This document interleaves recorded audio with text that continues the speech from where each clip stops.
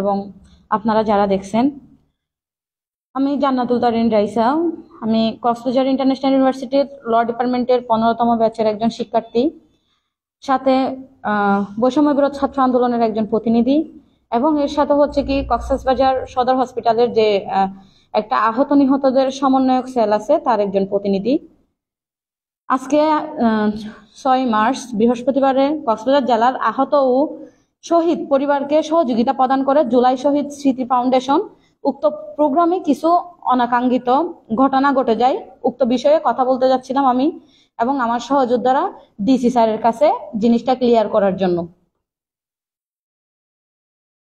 আমি ঠিক 3টার দিকে আমরা যখন ওদিক দিয়ে মুভ করতেছিলাম এই আপনার সাংস্কৃতিক কেন্দ্র থেকে, যেহেতু আমাদের প্রোগ্রামটা ওখানেই ছিল, তো আমি কক্সবাজার ইন্টারন্যাশনাল স্কুলে আমার ভাইজিকে ও ওখানে পড়ালেখা করে আমি ওকে নিতে গেছিলাম।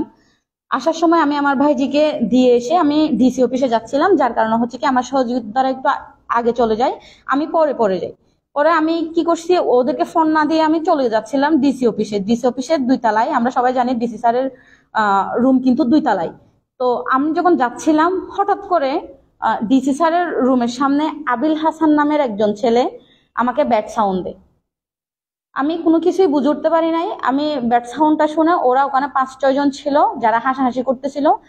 আমি সুন্দর মতো চলে যাওয়ার পরে যেটা ডিসি জেনারেল নিজাম স্যার আছে ওনার রুমের একটু আগে পর্যন্ত যাই। ডিসি স্যার ব্যস্ত থাকার কারণে আমি আমার সহযোদ্ধাদেরকে খুঁজতেছিলাম। ওনাদেরকে এক পর্যায়ে ফোন দিয়ে আমি জানতে পারি ওনারা নিচে আছে, যার কারণে আমি নিচে চলে আসার সময় ওনারা আমাকে আবার উল্টাপাল্টা কথা বলে। ইভেন বলতেছে কোন ধরনের সমন্বয়ক সে মেয়ে হোক ছেলে হোক, চুল ধরে মারতেছি যে চুল ছিঁড়ে ফেলবো, মানে খুবই অকথ্য ভাষায় গালাগালি করে, যেটা আমি মানে আমার কাছে আনএক্সপেক্টেড ছিল, কারণ আমি ওই ছেলেটাকে চিনিই না। এক পর্যায়ে আমি আবার নিচে চলে যাওয়ার পরে আমার এই সহযোদ্ধারা ছিল এখানে, আমরা সবাই মিলে আবার উপরে যাওয়ার জন্য প্রস্তুতি নিচ্ছিলাম। ঠিক ওই সময় ওই 5-6 জন ছেলে এবং আবিল হাসান নামের ছেলেটা, তার বোন প্রিয়া, ওনারা নিচে আসতেছে। আসার সময় আমি কাউকে কোনো কিছু বলি নাই, আমি দাঁড়াইছিলাম। ওই 2টা ভাই বোন এবং ওই 5-6 জন ছেলে আমার দিকে তাকাই ইঙ্গিত করে হাসাহাসি করতেছিল এবং বিভিন্ন ধরনের সাইনিং দেখাচ্ছিল। তো আমি আমার সহযোদ্ধাদেরকে বলতেছি যে এই ছেলেটা কেন আমার সাথে এরকম অকথ্য ভাষায় আমাকে গালাগালি করলো, এবং এখন নিচে এসে সে আমার দিকে তাকাই কেন হাসাহাসি করতেছে, আমি তো বুঝতেছি না কি সমস্যা তার। এক পর্যায়ে আমি সামনের দিকে যাওয়ার পরে ওনাকে বললাম যে ভাইয়া এদিকে আসো, তোমার কি সমস্যা, তুমি কেন আমাকে, আমি যখন ডিসি স্যারের কাছে যাচ্ছিলাম তখনও আমাকে ব্যাট সাউন্ড দিলা, আমি যখন চলে আসতেছিলাম তখনও আমাকে ব্যাট সাউন্ড দিলা, কি সমস্যা? তো তোমার যদি কোনো সমস্যা থেকে থাকে তুমি আমাকে বলো, আমি কি কোনো অন্যায় করছি তুমি আমাকে বলো, কিন্তু তুমি তো আমাকে এভাবে ব্যাট সাউন্ড দিতে পারো না। তো আমি আমাদের একটা সিনিয়র ভাই আছে, আমি ওনার নাম বলছি, আমি বলছি তুমি ভাইয়া থেকে জিজ্ঞেস করো আমি মেয়েটা কেমন, তুমি তো আমাকে এভাবে ব্যাট সাউন্ড দিতে পারো না, আমি তো একটা মেয়ে। তো ওনার পাশে হঠাৎ করে ওনার বোন আসছে, বোন এসে বলতেছে যে কি সমস্যা আমাকে বলেন।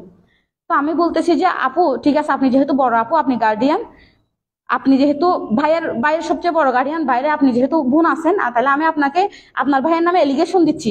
আপনার ভাই আমাকে এ ধরনের অকথ্য ভাষায় গালাগালি করছে এবং বিভিন্ন ধরনের টিটকারি সাইনিং দেখাইছে, তার ফ্রেন্ড সার্কেলরা পর্যন্ত ওখানে হাসাহাসি করছে।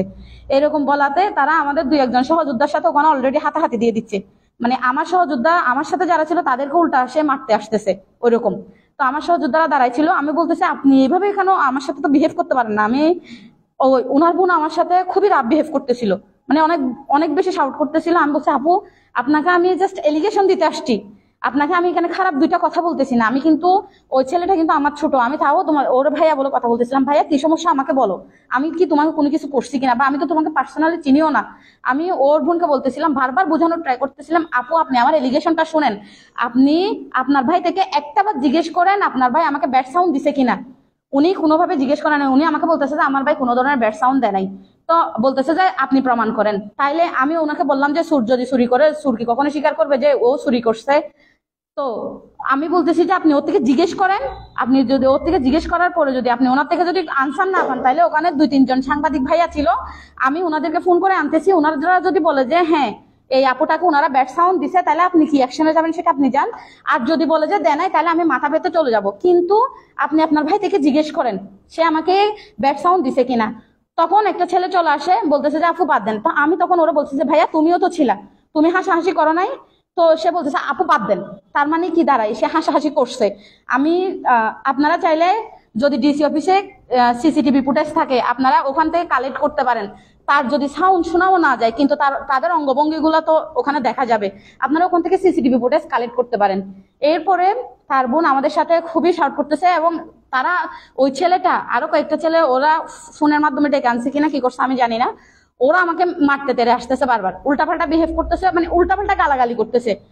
তো আমি আমার সহযোদ্ধারা আমাকে নিয়ে আসছে, নিয়ে আসার পর্যায়ে ওরা মানে বলতেছে মেরে ফেললে কি হয়েছে, ওরা মানে পুরো প্রাণ নাশের হুমকি দিচ্ছে। আমি জানি না সে নাকি সমন্বয়ক কোথায় আন্দোলন করছে, আমার কথা সেটা না, সে কোথায় আন্দোলন করছে এটা তো আমার দেখার বিষয় না, কিন্তু আমি এজ এ মেয়ে হিসাবে সে তো আমাকে ব্যাড সাউন্ড দিতে পারে না। আমার যদি তার সাথে যদি ব্যক্তিগত কোনো ধরনের ক্ল্যাশ থাকতো, রেষারেষি থাকতো, বা আমি যদি তাকে চিনতাম তখন একটা কথা ছিল। এক পর্যায়ে আমি কক্সবাজার সদর মডেল থানায় যাই। সদর মডেল থানায় ঢোকার সময় দেখতেছি যে সে হাতের বাম পাশে দাঁড়াই থাকছে, তারও আরো কিছু ওখানে ফ্রেন্ড সার্কেল ছিল। আমরা যখন চলে যাচ্ছিলাম তার বোন হাতের ডানে দাঁড়াই ছিল, সে আবারও ব্যাড সাউন্ড দেয়। তখন আমি তার বোনকে বলতেছি আপু আপনি তখন না হয় শোনেন নাই, এখন শুনছেন তো আপনার ভাই যে ব্যাড সাউন্ড দিছে।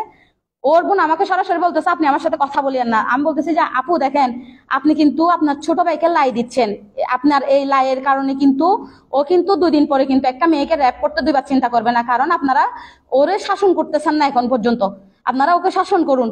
তো ওর বোন কোনোভাবে কথা শুনতে চায় না। এই কথাটা আমি কিন্তু ডিসি অফিসের সামনেও বলছি, আপনি ওনার থেকে জিজ্ঞেস করেন উনি আমাকে কি জন্য ব্যাড সাউন্ড দিছে। এটা যদি এজ এ মেয়ে হিসাবে আমি একজন আপনি একজন মেয়ে, আপনাকেও বলতেছি, আপনি মেয়েটাকে যদি আমার ভাই যদি ব্যাড সাউন্ড দিত আমি আমার ভাই থেকে জিজ্ঞেস করতাম তুমি কি কারণে ব্যাড সাউন্ড দিছো, আমি এই জিনিসটা জিজ্ঞেস করতাম। আপনি শুধু একটাবার আমি ওখানে শাউট করছি, আমি শুধু বলছি যে আপনি শুধু একটাবার জিজ্ঞেস করেন সে কি জন্য ব্যাড সাউন্ড দিল, আপনি শুধু একটাবার জিজ্ঞেস করেন সে কি জন্য ব্যাড সাউন্ড দিল। সে কোনো ধরনের কথা শুনতে চায় নাই। সবচেয়ে বড় কথা 5ই আগস্টের আগে তো একটা মানে মেয়েদের উপর তো হামলা করতো, যারা আমরা আন্দোলনে যাইতাম তাদের উপর একটা হামলা করতো কিছু দুষ্কৃতিকারী, ঠিক এটা 5ই আগস্টের পরেও আছে। এখন তারা বিভিন্ন ধরনের পোস্টের নাম ভাঙিয়ে যারা হচ্ছে কি ফ্যাসিস্টদের সাথে ছিল, যারা চাই নাই যে আমরা আন্দোলন করি বা আমাদেরকে প্রতিহত করার জন্য সব সময় উৎপেতে থাকতো, ওই রকম একটা সিন্ডিকেট মূলত আমাদেরকে এখনো পর্যন্ত আমাদের বিভিন্ন ধরনের বিভিন্নভাবে হেনস্থা করার জন্য বসে আছে। আমি মনে করি এটা তারই একটা অংশ, কারণ আমি খবর নিয়ে দেখেছি এই আবিল হাসানের পুরা ফ্যামিলি আওয়ামী লীগ করে, এবং আপনারা চাইলে আমি এভিডেন্স দিতে পারবো তার মায়ের, তার বাপের, এবং আবিল হাসান ইনক্লুড তার বোন সহ তাদের প্রত্যেকটা এভিডেন্স আমার কাছে আছে, আপনারা চাইলে আমি দিতে পারবো। কিন্তু আমার কথা হচ্ছে যেখানে একটা 3 বছরের শিশু যে কথা বলতে পারে না, এই বাংলাদেশে সে ধর্ষণের শিকার হয়, আমি আজকে একটা অ্যাডাল্ট মেয়ে হয়ে আমি রেহাই পাচ্ছি না, তাহলে মেয়েদের বেঁচে থাকার মতো এখানে এই অ্যাটলিস্ট এই বাংলাদেশে কোথাও কোনো আইন আছে কিনা বা কোথাও কোনো সুরক্ষিত কোনো সেল আছে কিনা বলেন, আমরা ওখানে ঢুকে যাই। আমরা মেয়েরা এখানে কোনোভাবেই সেফ না, আমরা মেয়েরা কোনোভাবেই সেফ না। ওর বোনে বলতেছে আমি প্রমাণ করবো, আমাকে প্রমাণ করার জন্য সময় দেয় নাই। বোন বলছে যে কি আমি যখন বলছি যে আপু ভাইটাকে শাসন করেন, সে আমাকে উল্টা বলতেছে যে আমি আমার ভাইকে শাসন করবো না, তুমি একটা জন্ম দিয়ে তুমি তোমার ছেলেকে শাসন করিও। এই কথাগুলা কক্সবাজার সদর মডেল থানার ভিতরে বলছে। এবার দেখেন একজন দর্শকের যদি আমরা বিচার চাইতে না পারি, একজন ইফতিজারের যদি আমরা বিচার চাইতে না পারি, পরিবার হচ্ছে সবচেয়ে বড় শিক্ষার স্থান হচ্ছে পরিবার, প্রাথমিক শিক্ষার স্থান হচ্ছে পরিবার। এখন পরিবারের পরিজনরাও যদি এই ধরনের উল্টাপাল্টা বিহেভ করে, বিচার দিতে গেলে যদি উল্টা মারতে তেড়ে আসে, তাহলে আমরা যাবো কোথায়? মেয়েরা এখনো সুরক্ষিত না, যার কারণে হচ্ছে কি আপনারা খবরের কাগজ খুলেন, ফেসবুক খুলেন, দেখবেন যে 3টা 4টা 10টা এভাবে মেয়ে ধর্ষণ হচ্ছে। কেন?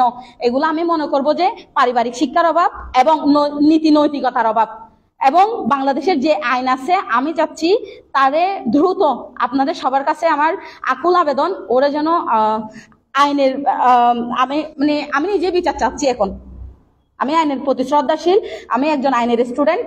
ওকে আপনারা দেখছেন, আপনারা যাচাই বাছাই করেন কি করা যায়, আপনারা বলেন, আমি সবার কাছে এটার বিচার চাচ্ছি। ওই ছেলের বোনের পরিচয় পেয়েছেন? হ্যাঁ পাইছি। প্রকাশ করতে চাচ্ছেন? না, আমি অবশ্যই প্রকাশ করব। তার তার তার বোনের নাম তো বললাম আপনাদেরকে। ওর বোনের নাম হচ্ছে যে কি সাবরিনা রহিম প্রিয়া। এরকম ঘটনা আগে ঘটেছে? আমিও এরকম ঘটনা কখনো ঘটে নাই। আমি ওনাকে ফর দ্য ফার্স্ট টাইম দেখছি। আমি ওনাকে দেখা মাত্র বলছি, ভাইয়া তুমি তো আমার সিনিয়রের সাথে তোমাকে একবার দেখছিলাম একটা ভাইয়ের সাথে, তুমি ওনার থেকে জিজ্ঞেস করো আমি মেয়েটা কেমন, তুমি কি জন্য আমার সাথে রাব বিহেভ করতেছো, আমি তো জানি না। আমি জাস্ট ও আমার অনেক জুনিয়র হবে, আমি ওরে ভাইয়া বলে ডাকতে গেছি এবং কথা বলতে গেছি। ও কিন্তু আমার কোনো কথা শুনতে চায় না। আমার বাকিটা আমার সহযোদ্ধারা ক্লিয়ার করবে। মামলা করবেন কিনা এই হ্যাঁ হ্যাঁ এটার বিষয়ে অলরেডি আমার ফ্যামিলি থেকে ইয়া করা হয়েছে। আমার সহযোদ্ধারাও চাচ্ছে, আমার ফ্যামিলি এবং আমি চাচ্ছি এইটার বিষয়ে আমরা মামলা করব। আর বাকি যেটা আছে এটা হচ্ছে কি আমার সহযোদ্ধারা বাকিরা ক্লিয়ার করবে। আর আপনারা যদি চান কোনো ধরনের এভিডেন্স, ওরা যে আওয়ামী লীগ করতো কি করতো না, তাদের প্রত্যেকটা এভিডেন্স আমার কাছে আছে, আপনাদেরকে আমি এটা শেষে প্রোভাইড করতে পারবো। এখানে আপনি জেলা প্রশাসক কার্যালয় জেলা সম্মুখ সারির যোদ্ধা হয়ে আপনিও নিরাপদ না, সাধারণ নারীরা এই ক্ষেত্রে? এই আমার এক্স্যাক্টলি কথা হচ্ছে সেটা। আমি একজন সম্মুখ সারি যোদ্ধা হয়ে এবং আমি একজন আইন বিভাগের ছাত্রী হয়ে আমি আজকে আমার বাংলাদেশে আমার জেলা কক্সবাজারে আমি নিরাপদ না। একটা যেখানে আইন প্রণয়ন হয়,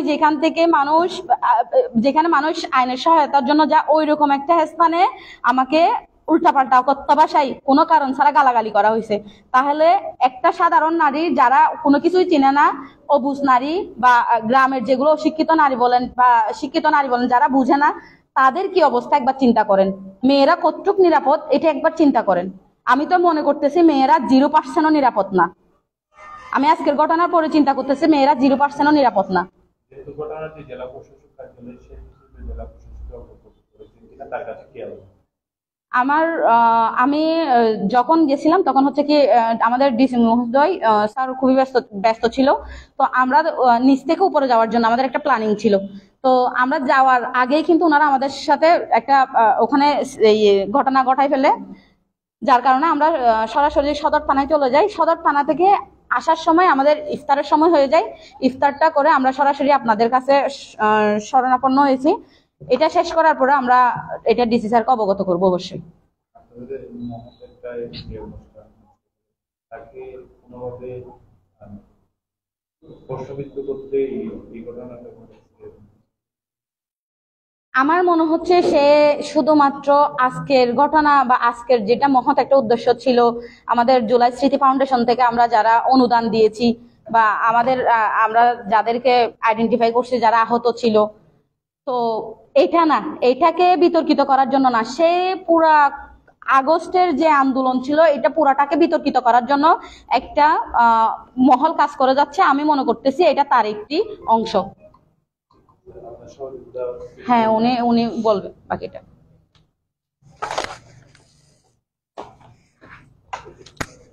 ধন্যবাদ। আজকের এই প্রেস ব্রিফিং আপনারা যারা রয়েছেন, আমাদের সাংবাদিক ভাইয়েরা, সংবাদকর্মীরা, আপনারাও কিন্তু আমাদের একটি অংশ। আপনারা জানেন আসলে এইখানে বসে আমাদেরকে এমন একটা বিষয় নিয়ে কথা বলতে হবে, সেটা আমাদের জন্য খুবই দুঃখজনক ছিল। যে জায়গায় আমরা বিগত অনেক দিন ধরে দেশের সংস্কারের জন্য কিছু করার চেষ্টা করছিলাম। আমাকে হয়তো পার্সোনালি অনেকে চিনে, আমি কক্সবাজার জেলাতে আহত এবং শহীদদের নিয়ে কাজ করছি। তো যেখানে আমাদের চিন্তায় সমাজের জন্য কিছু করা, সেখানে সমাজে যদি আমরা লাঞ্ছিত হই, সমাজ যদি আমাদের মেয়েদের, যেখানে আমরা বাকি 10টা মেয়ের নিরাপত্তা দিব বলে নিজেদেরকে সেভাবে তৈরি করার চেষ্টা করছি, সেখানে আমরাই যদি নিরাপত্তাহীনতায় ভুগি, আমাদেরকে যদি লাঞ্ছিত করা হয়, তাহলে আসলে আমাদের কিছু বলার থাকে না। আমি আমার সহযোদ্ধার হয়ে এখানে আসিনি, আমি একটা মেয়ের হয়ে এখানে আসছি। আপনারা ভাইয়ের মতো আমাদের, এবং আমরা এখানে যারা বসে আছি প্রত্যেকটা মেয়ে, এর বাইরে আমাদের বড় আর কোনো পরিচয় নেই। আমি মেয়ে, সে মেয়ে, আমরা প্রত্যেকে মেয়ে, এটাই আমাদের একমাত্র পরিচয়। এই সমাজে আমাদের মেয়েদের নিরাপত্তাটা কখন সিকিউর হবে, কখন নিশ্চিতভাবে আমরা মেয়েরা আমাদের সমাজে সুন্দরভাবে শালীনভাবে চলাফেরা করতে পারবো, যেখানে কোনো একটা অঘটন ঘটলে মেয়েদের পোশাককে দায়ী করা হয়। সেখানে আপনারা হয়তো দেখতে পাচ্ছেন আমাদের সবাই মোটামুটি আমরা শালীন পোশাক পরে এখানে বসে আছি। যদি শালীন পোশাক পরে বসে থাকার পরও আমাদেরকে লাঞ্ছিত করা হয়, আমাদেরকে উত্তপ্ত করা হয়, আমাদেরকে খারাপ ভাষায় আমাদের সাথে আচরণ করা হয়, তাও আবার বিনা কারণে, তাহলে আপনারা কিভাবে আশা করছেন যে যারা এই কাজগুলো করে তারা পোশাক যদি শালীন না হয় তাও এই আচরণ করবে না? যে আসল সমস্যা আমাদের পুরুষ সমাজের মন মানসিকতা।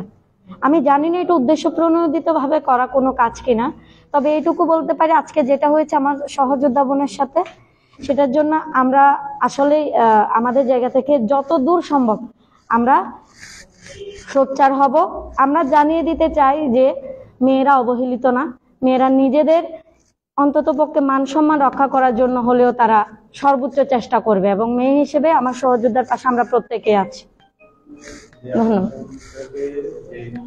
বলা হচ্ছে সেটি যদি বিচার না হয় কোনো কঠোর হুঁশিয়ারি আছে আপনাদের পক্ষ থেকে?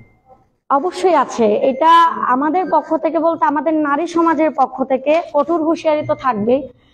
যে যারা এই কাজগুলো করছে, প্রতিনিয়ত যারা এই ঘটনাগুলো ঘটাচ্ছে, তাদের প্রত্যেকটা আইনের আওতায় আনতে হবে। এবং আজকে বিশেষ করে আমার সহযোদ্ধার সাথে যিনি এই ঘটনাটা ঘটিয়েছেন, সে কেন কি কারণে করেছেন এটা তাকে জবাবদিহিতা করতে হবে, এবং এইটার কারণে তার যতটুকু শাস্তি পাওয়া দরকার বা যতটুকু শাস্তি আইনতভাবে তার পাওয়ার কথা ততটুকু শাস্তি তাকে পেতে হবে। এবং আমরা যদি এটার যথাযথ বিচার না হয়, এখানে যারা মেয়েরা আছি, আমরা নারীরা আছি, আমরা নারী সমাজ নিজেদের জায়গা থেকে সর্বোচ্চ আমরা কঠোর অবস্থান নেব। ধন্যবাদ।